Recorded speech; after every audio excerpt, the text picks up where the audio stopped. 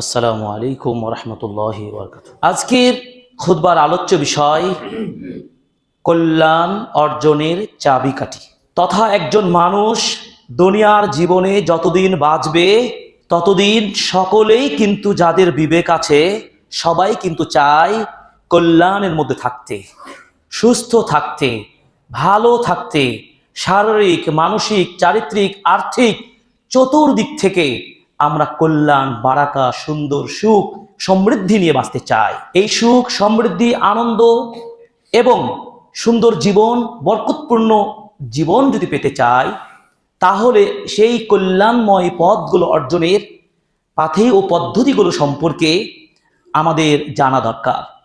যদিও আমরা আরবি বর্ষগুলো অনুপাতে ইসলামের বিধিবিধানগুলো পালন করি, ঠিক আমাদের সামাজিক জীবনে ইংরেজি বর্ষগুলোও কিন্তু আমাদের গুরুত্ব কম নয়। সেই লক্ষ্যেই যেহেতু একটি গণনার ভিত্তিতে 2026 সালের সূচনা লগ্নেই আমরা একটি রয়েছি, সেই লক্ষ্যে আপনাদেরকে আজকের খুতবার আজকে প্রয়াস চালাবো যে আমরা আগামী দিনগুলোতে যে কদিন আল্লাহ সুবহানাহু ওয়া তাআলা আমাদেরকে জীবন দিবেন সেই কতদিন যেন আমরা সত্যিকার দুনিয়ার বুকে ব্যক্তি হিসাবে একজন মডেল ব্যক্তি হিসাবে একজন আদর্শ ব্যক্তি হিসাবে নিজেকে গঠন করতে পারি। আর সত্যিকারই আল্লাহ সুবহানাহু ওয়া তাআলার প্রিয় বান্দা হতে হলে এবং কল্যাণের সকল পথগুলো যদি পেতে হয় সেই পাওয়ার পদ্ধতিগুলো সম্পর্কে সত্যিকার ইসলামের আলোকে জানাও আমাদের একান্ত জরুরি।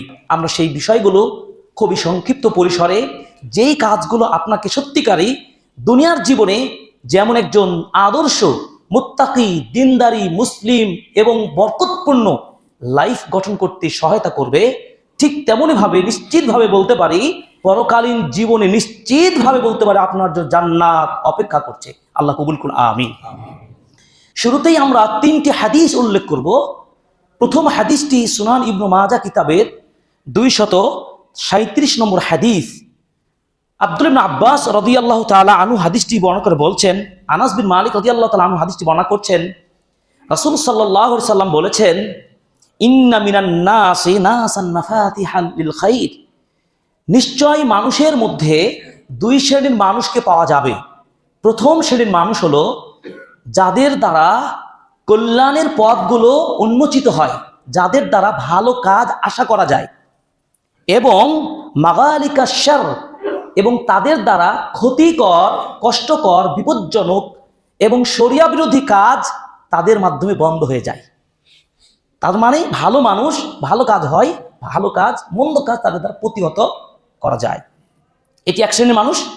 আরেকটি শ্রেণীর মানুষ বলছেন ওয়া ইন্না মিনান নাসি নাসান, আর মানুষের মধ্যে আরেকটি শ্রেণীর মানুষ আছে যারা হচ্ছে মাফাতিহালিশ শার, যাদের কি পয়েন্টটা হলো চাবিটা থাকে তাদের হাতে খারাপ, কাজই হলো লোকটা খারাপই করা। সেটা পারিবারিক জীবন হতে পারে, সামাজিক জীবন হতে পারে এবং রাষ্ট্রীয় জীবনে সকল ক্ষেত্রে এই লোকটা কি নিকৃষ্ট, তার দ্বারা ভালো কিছু করা যায় না এবং তার দ্বারা ভালোকে প্রতিস্থাপন করা যায় না, বরং মন্দকে তার মাধ্যমে প্রতিষ্ঠিত করা হয়। দুই শ্রেণীর মানুষ। তো দুই শ্রেণীর মধ্যে কাদের জন্য সুসংবাদ? নবীজি তার ভাষায় বলে দিলেন, ফাতুবা লিমান জাআলাল্লাহু মিফতাহাল খাইর আলা ইয়াদাই, সুসংবাদ ওই শ্রেণীর মানুষের জন্য যাদেরকে আল্লাহ সুবহানাহু ওয়া তাআলা কল্যাণকর কাজ করার মতো সামর্থ্য ও তৌফিক দান করেন। আল্লাহ সেই শ্রেণীর অন্তর্ভুক্ত করুন, আমিন। 2 নম্বর, ওয়া ওয়াইলুল লিমান জাআলাল্লাহু মিফতাহাশ শার আলা ইয়াদাই, আর দুর্ভোগ ওই শ্রেণীর মানুষের জন্য যাদেরকে আল্লাহ তাআলা তাদের কৃতকর্মের এই কুকর্মের জন্য তাদের হাত, তাদের চেতনা, তাদের কর্মপদ্ধতির মধ্যে মন্দ দ্বারা ভরে দেন। আল্লাহ আমাদেরকে হেফাজত করুন, রক্ষা করুন, আমিন। তাহলে বুঝলাম সুসংবাদ প্রাপ্ত যদি হতে হয় তাহলে আমাদের চেতনা জীবনের মধ্যে থাকবে আমি যতদূর পারি ভালো কাজ করব, ভালো কাজকে সাপোর্ট করব এবং ভালো কাজকে আমরা প্রতিষ্ঠিত করার চেষ্টা করব, কল্যাণ আনয়নের চেষ্টা করব। একটি কথা মনে পড়ে গেল, উমর ইবনে আব্দুল আজিজ রাহিমাহুল্লাহকে উপদেশ দিতে গিয়ে বলছেন, কুন আলেমান, আপনি একজন ব্যক্তি হিসেবে আলেম হন, মানে দিনের জ্ঞান অর্জনকারী একজন ব্যক্তি হিসাবে নিজেকে প্রতিষ্ঠিত করুন। যদি আলেম না হতে পারেন, আলেমদেরকে ভালোবাসেন।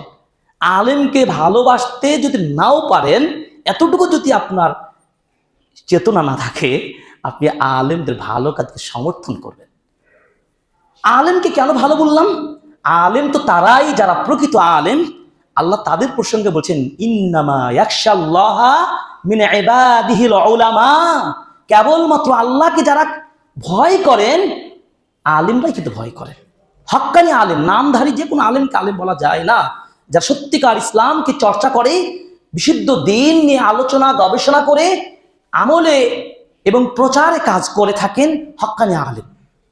তার মানে আমাকে আপনাকে প্রত্যেকেই এই ধরনের চেতনা কি রাখা উচিত হবে না, যে সত্যিকার আমি ভালো মানুষ হই, আর ভালো মানুষ না হতে পারলেও বা অন্যের উপকার করার চেষ্টা করি, আর উপকার করতে না পারলেও তো মন্দ কাজটাকে প্রতিহত করতে তো পারি। এই চেতনা আমাদের মধ্যে আজকে থেকে এই মুহূর্তেই আমাদের হৃদয়ের মাঝে নিয়তটা করুন। নিয়ত যদি পরিশুদ্ধ হয়, আপনার প্রচেষ্টা, আপনার কাজ আল্লাহ তাআলা কবুল করে নেবেন এবং সে সহজ হয়ে যাবে। আরেকটি হাদিস, সর্বাধিক হাদিস বর্ণনাকারী সাহাবী আবু হুরায়রা রাদিয়াল্লাহু তাআলা আনহু বর্ণনা করছেন।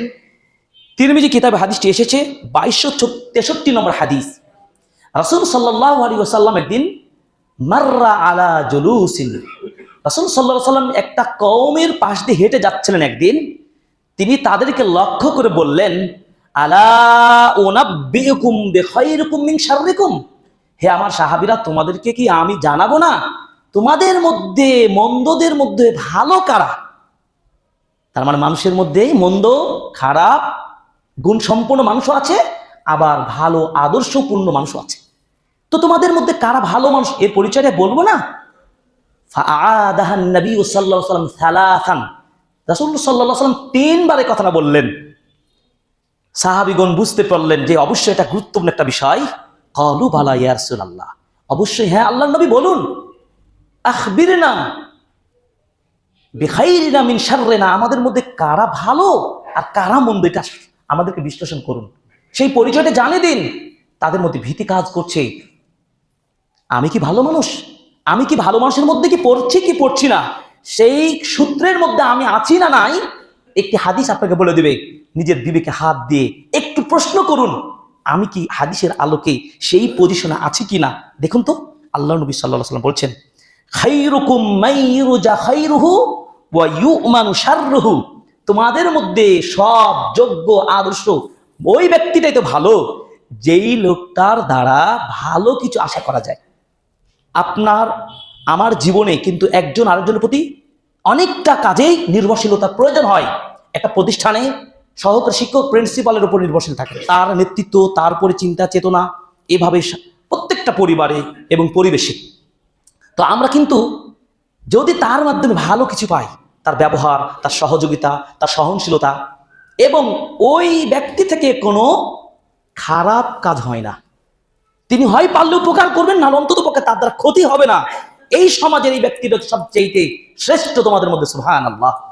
সেই গুণ, সেই কোয়ালিটি আমাদের মধ্যে অর্জন করতে হবে, এবং আজকে কি আমাদের মধ্যে সেটা আছে কিনা নিজেকে বিশ্লেষণ করতে হবে।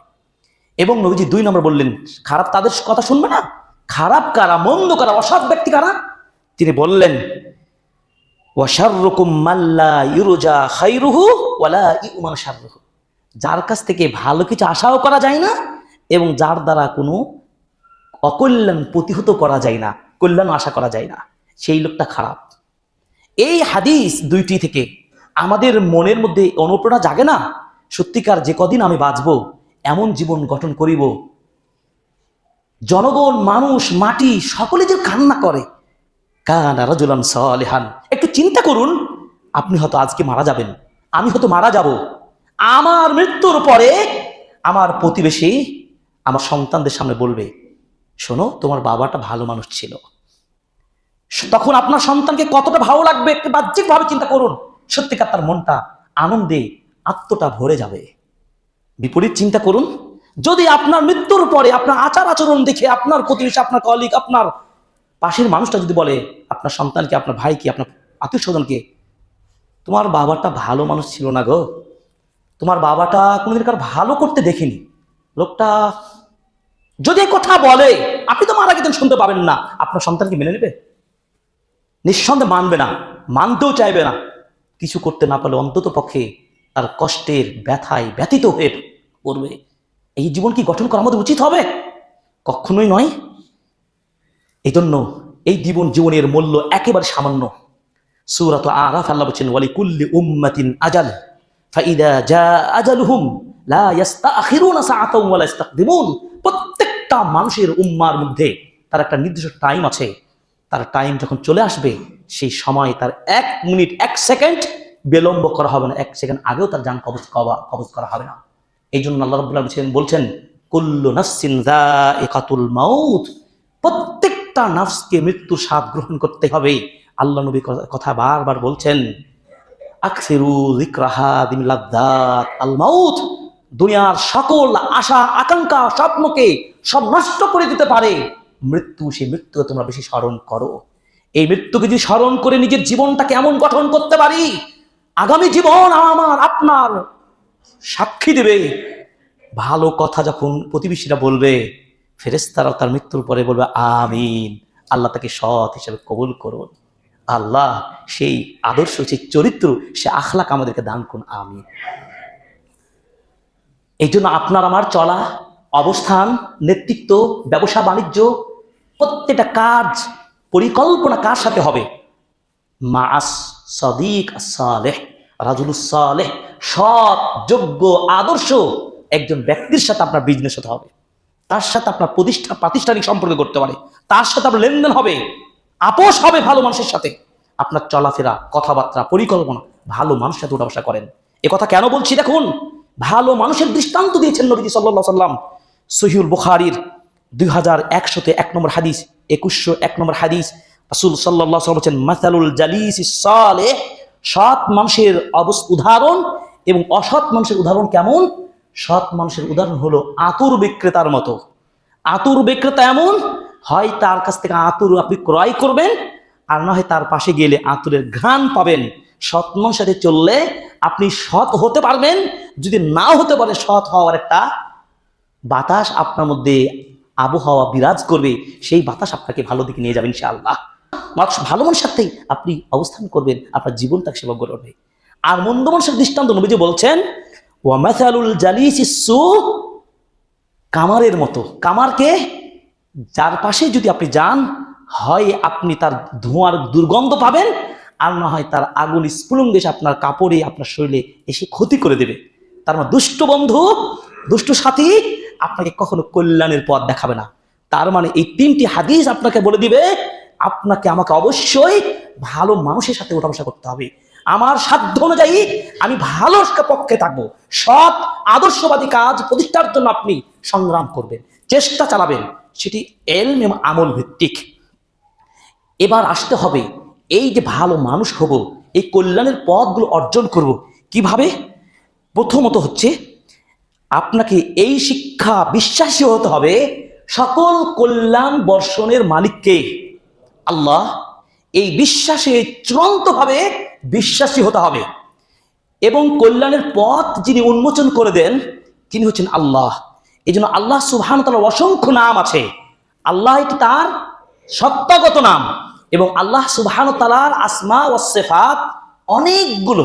একটি হাদিসে আছে 99টি নাম আছে। যে ব্যক্তি 99টি নাম মুখস্থ করবে, শুধু তোতা পাখির মতো মুখস্থ নয়, এই 99টি নামকে মুখস্থ করে এর অর্থ, এর সিফাতগুলোকে বুঝে বুঝে ব্রেনে কাজে লাগাতে হবে। এই অনুভূতি, এই জ্ঞানটাকে জাগ্রত যে করতে পারবে, নবীজি বলছেন আসমা ও সিফাত, আল্লাহর নাম আজিজ, গফফার, রাজ্জাক, সাত্তার, আল্লাহর নাম, তার জন্য জান্নাত। আল্লাহু আকবার। অনেকে মনে করছেন কাগজে 99টা নাম নিয়ে অনেকেই করে দেওয়ালে টাঙ্গিয়ে দেন, দোকানে টাঙ্গিয়ে দেন 99টা নাম। কি হবে? এই কাগজ টাঙ্গে লাভ হবে না। আপনাকে সেই কাগজটাকে মূল্যায়ন করতে হবে, আল্লাহ নামগুলো যখন বিশ্লেষণ করবেন। এই জন্য আপনাদেরকে একটা কথা বলি, শারহুল আকিদাতুল ওয়াসিতিয়্যাহ একটা বই পড়তে হবে, যেটি বাংলা ভাষায় অনুবাদ একাধিক জন করেছেন। বইগুলো পড়েন, জ্ঞান খুলে যাবে। আল্লাহর অসংখ্য নামের মধ্যে একটা নাম রয়েছে আল ফাত্তাহ। ফাত্তাহ মানে হচ্ছে কি, ফাতাহা ইয়াফতাহু মানে কি, ওপেন করা, খুলে দেওয়া। অর্থাৎ খুলে দেওয়ার গুণটা আল্লাহর আছে। কল্যাণ, বরকত, ক্ষমতায় বসানো বলেন, আর আপনার জমি জায়গায় বলেন, ব্যবসাতে বলেন, এলেমে বলেন, খেতে বলেন, সকল ক্ষেত্রে কল্যাণের পথটা খুলে দেওয়ার মালিক যিনি, তিনি হলো ফাত্তাহ। ওই ফাত্তাহের উপর আপনাকে বিশ্বাস রাখতে হবে, ওই ফাইসালাকারীর উপরে সে আস্থা রেখে ইমানটাকে মজবুত করতে হবে। নাম্বার 1, কারণ আপনি জানেন এই সকল কল্যাণ আনয়নকারী, কল্যাণ নাজিলকারী একমাত্র ক্ষমতা কার? আল্লাহ। এই জন্য আল্লাহ সুবহানাহু ওয়া তাআলা সূরা আরাফের 180 নম্বর আয়াতে বলছেন, ওয়ালিল্লাহিল আসমাউল হুসনা ফাদউহু বিহা। আর আল্লাহ সুবহানাহু ওয়া তাআলা অনেক নাম আছে, সুন্দর সুন্দর নাম, সেই নামগুলো ধরে ধরে দোয়া করো। যখন আপনি বলবেন আল্লাহ, আজকে তো খুতবায় শুনলাম আল ফাত্তাহ, তুমি তো সব কিছু খুলে দিতে পারো আল্লাহ, তুমি তো সব ফায়সালা করে দিতে পারো আল্লাহ, বিগত দিন 25 সাল পর্যন্ত যা করেছি আল্লাহ, তুমি তো গাফফার, ক্ষমা করে দাও, আমিন। খুতবায় দোয়া, এটাই দোয়া, আল্লাহ আগামী দিনগুলো আমার সকল দিকের কল্যাণ তুমি বর্ষণ করো, আমিন, আনতাল ফাত্তাহ। এই জন্য কোরআনুল কারিমে 2 জায়গায় আল ফাত্তাহ এই নামটি ব্যবহার হয়েছে। 1 নম্বর সূরা আরাফের 89 নম্বর আয়াত, সেখানে দেখুন নবীগণ পর্যন্ত আল্লাহর এই নামটা ধরে কিভাবে দোয়া করেছেন। রব্বানা ইফতাহ বাইনানা ওয়া বাইনা কওমিনা, রব্বানা ইফতাহ বাইনানা ওয়া বাইনা কওমিনা বিল হাক্কি ওয়া আনতা খায়রুল ফাতিহিন। শুআইব আলাইহিস সালাম তিনি আল্লাহর কাছে দোয়া করে বলেন, আল্লাহ রব্বানা, মানে হে আমাদের প্রতিপালক, ইফতাহ, আপনি খুলে দিন। এটা আদেশ জ্ঞাপক ক্রিয়া। মিজানুস সরফ আরবি ব্যাকরণ একটা বই আছে, সেগুলো বিশ্লেষণ করলে পাওয়া যায়। ইফতাহ, আপনি খুলে দিন, বাইনানা, আমাদের মাঝে, ওয়া বাইনা কওমিনা, এবং আমার কওমের মধ্যে। এখানে খুলে দেওয়ার অর্থ হবে ফায়সালা করে দেওয়া, মানে বিল হাক্কে, যথাযথভাবে আমাদের অবস্থান কি আর আমার কওমের লোকদের অবস্থান কি আল্লাহ, এই এদের মাঝে আল্লাহ তুমি তো ফায়সালা করে দাও, মানে সঠিকটা উন্মোচন করে দাও। আল্লাহর কাছে তিনি একজন নবী দোয়া করেছেন, কেন? ওয়া আনতা খায়রুল ফাতিহিন, কারণ আল্লাহ তুমি তো সর্বোত্তম ফায়সালাকারী। সুবহানাল্লাহ। দোয়া করতে হবে, কল্যাণ অর্জনের উপায়গুলো বলছি আমি। এই ফাত্তাহকে চিনতে হবে, আল্লাহকে চিনতে হবে, এইভাবে দোয়া করতে হবে। কোরআনে আরেকটি জায়গায় যে ফাত্তাহ শব্দটা আসছে, সূরা সাবার 26 নম্বর আয়াত, আল্লাহ পাক বলেন, কুল ইয়াজমাউ বাইনানা রাব্বুনা সুম্মা ইফতাহু বাইনানা বিল হাক্কি ওয়া হুয়াল ফাত্তাহুল আলীম। নবী আপনি বলে দিন, ইয়াজমাউ বাইনানা রাব্বুনা, আল্লাহ আমাদের রব, তিনি একদিন আমাদেরকে জমা করবেন, তিনি আমাদেরকে একদিন একত্রিত করবেন। ওয়া ইফতাহু বাইনানা, সেদিন আমাদেরকে আল্লাহ এক জায়গায় একত্রিত করার পরে আমাদের মধ্যে সত্যতার সাথে ফায়সালা করে দিবেন, ইনসাফ প্রতিষ্ঠা করবেন, কারো প্রতি জুলুম করা হবে না। আল ইয়াউমা লা যুলমা লাহু, কারোর জন্য আজকের জুলুম থাকবে না। আজকের দিন অর্থাৎ কিয়ামতের দিন আল্লাহ তাআলা ফায়সালা করবেন। ওয়া হুয়াল ফাত্তাহুল আলীম, আর তিনি তো চিনেন ফাত্তাহ, সর্বোত্তম জ্ঞানী এবং তিনি সর্বোত্তম ফায়সালাকারী। অতএব এই যে সিফাত আল ফাত্তাহ, এই সিফাত, এই নামটাকে আমাদের ধারণ করতে হবে, গভীরভাবে স্টাডি করতে হবে। কল্যাণ আনয়নের প্রথম ধাপ হচ্ছে এটা। এই যে কল্যাণ আনয়নের যে ক্ষমতা একমাত্র আল্লাহর হাতে আছে, এই আস্থা কতটুকু বাড়াতে হবে জানেন? আল্লাহ রাব্বুল আলামিন বলেছেন, ওয়া মান ইয়াতাওয়াক্কাল আলাল্লাহ ফাহুয়া হাসবুহ, যে আল্লাহর প্রতি পূর্ণ আস্থা রেখে চলবে, আল্লাহ তার জন্য যথেষ্ট হবেই হবে। আপনি যতই প্রেশানে থাকেন না কেন, যতই কষ্টের মধ্যে থাকেন না কেন, যে সত্যিকার আল্লাহর প্রতি সে তাওহীদ নিয়ে আহ্বান করতে পারেন, দোয়া করতে পারেন, সকল বিপদ দূর করে দিতে পারে। এই জন্য তো বিপদ দূর করার জন্য আপনাকে একটা ছোট্ট দোয়ার কথা বলেছি, বলবেন আল্লাহ, আল্লাহু রাব্বি লা উশরিকু বিহি শাইআ, আল্লাহ, আল্লাহ আমার রব, আমি আল্লাহর সাথে কাউকে শরীক করি না। যখনই দুশ্চিন্তা পড়বেন, বিপদে পড়বেন, আল্লাহকে ডাকেন। ইউনূস নবী বিপদে পড়ে কাকে ডেকেছিলেন? আল্লাহকে ডেকেছিলেন, লা ইলাহা ইল্লা আনতা সুবহানাকা ইন্নী কুনতু মিনাজ জালিমিন। এই হচ্ছে আল্লাহকে চেনা, আল্লাহর প্রতি আস্থা রাখা, আমাদের ঈমান বিল গায়ব। এই ঈমান বিল গায়বের যথেষ্ট আমাদের স্বল্পতা রয়েছে, তার কারণেই তো আমরা ইবাদতে মজা পাই না, কোন কাজ করেও আস্থা পাই না, আমাদের মধ্যে ভীতি যেন ছুটে না, আল্লাহর প্রতি যে আস্থা কম। আসুন, এই জন্য দেখুন আল্লাহ রাব্বুল আলামিন কি বলছে সূরা ফাতির 2 নম্বর আয়াতে, মা ইয়াফতাহিল্লাহু লিন-নাসি মির রাহমাতিন ফালা মুমসিকা লাহা।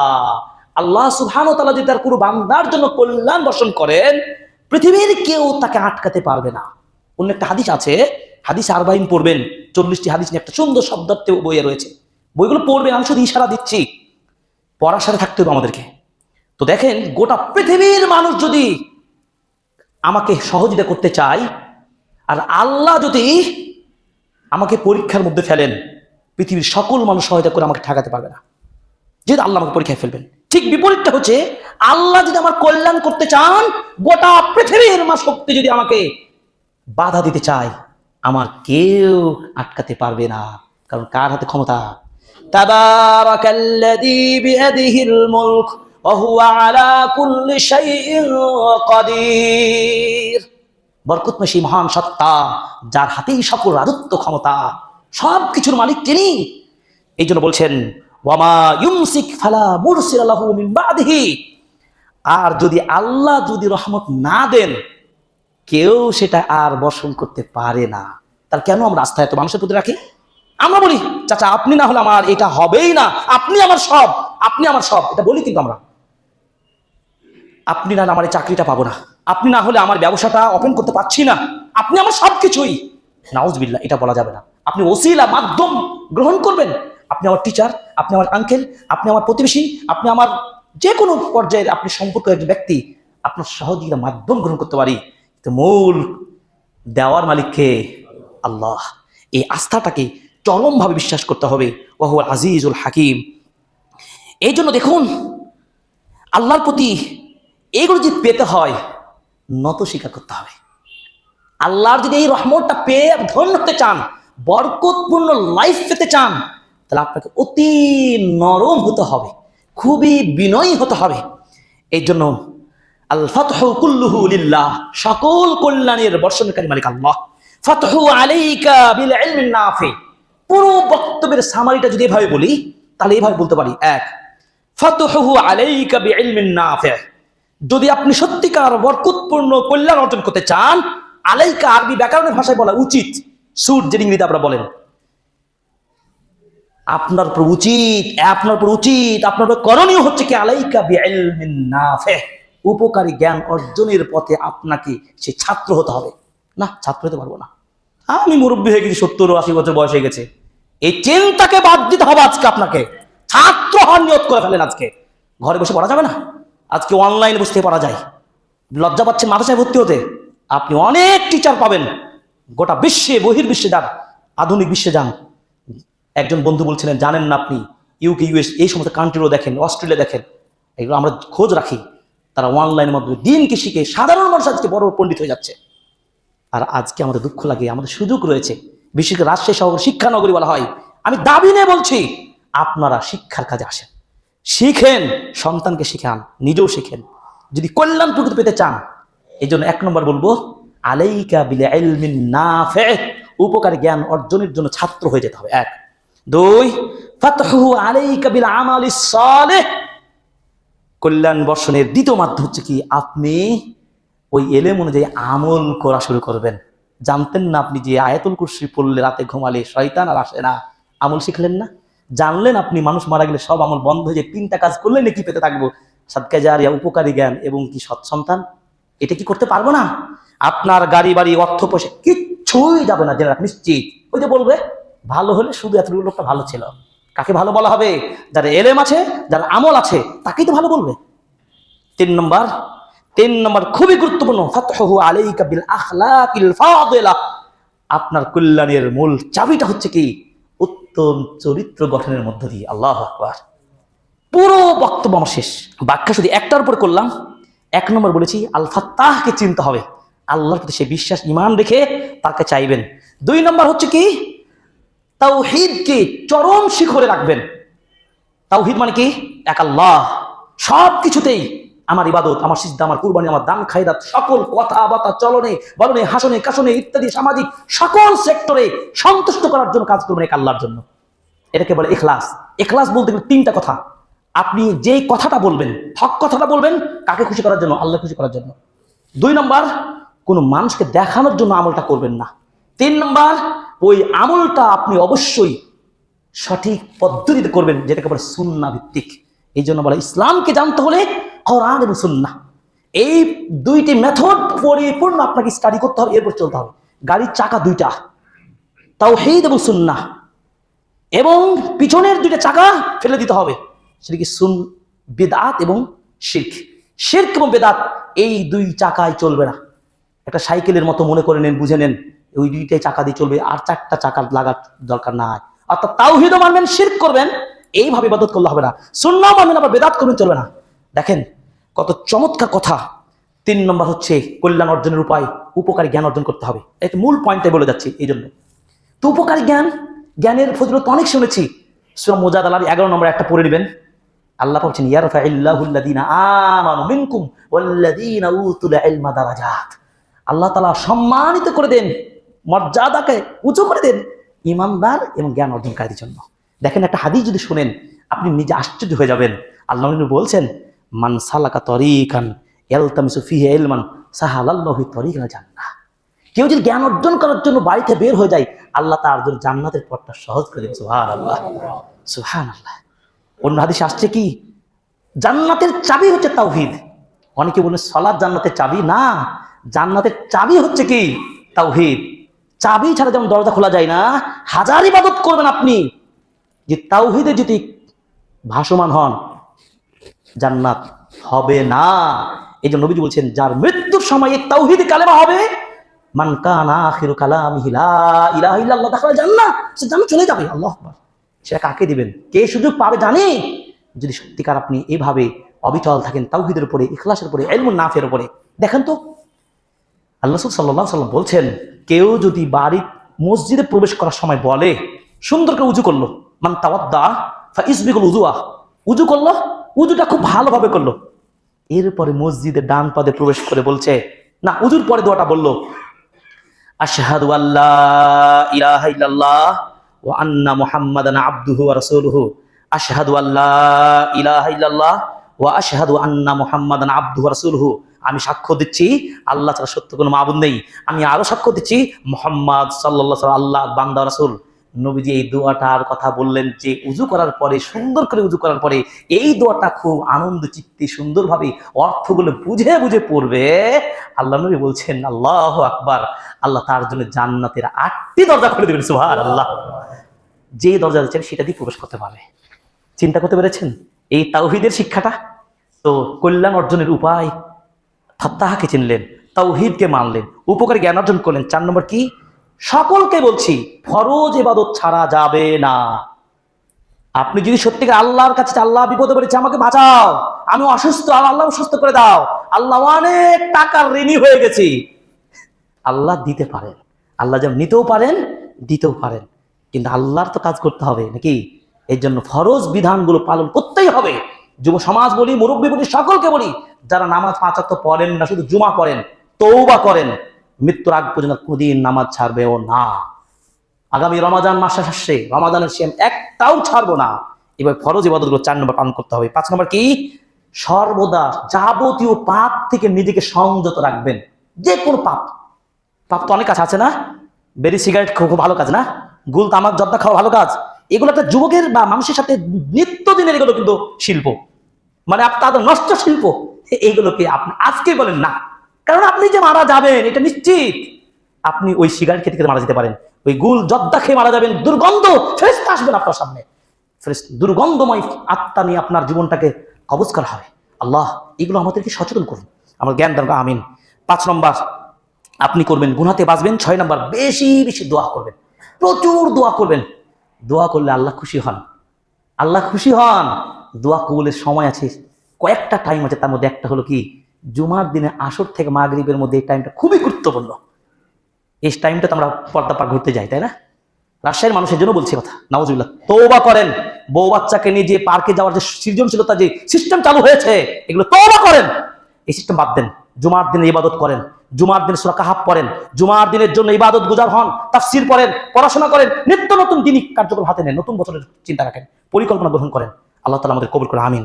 এবং অনেক কথা রয়েছে, আগামী সুযোগ আসলে বাকি বিষয়গুলো বলবো। মৌলিক বিষয়টা বলা হয়েছে, আল্লাহ তাআলা আমাদেরকে সত্যিকার কল্যাণ অর্জনের পথ উন্মোচন করুন, আমিন। আল্লাহ তাআলা আমাদের সকলকে ক্ষমা করুন, আমিন। আল্লাহুম্মা সাল্লি আলা মুহাম্মাদ ওয়া আলা আলি মুহাম্মাদ কামা সাল্লাইতা আলা ইব্রাহিম ওয়া আলা আলি ইব্রাহিম ইন্নাকা হামিদুম মাজিদ। আল্লাহুম্মা বারিক আলা মুহাম্মাদ ওয়া আলা আলি মুহাম্মাদ কামা বারাকতা আলা ইব্রাহিম ওয়া আলা আলি ইব্রাহিম ইন্নাকা হামিদুম মাজিদ।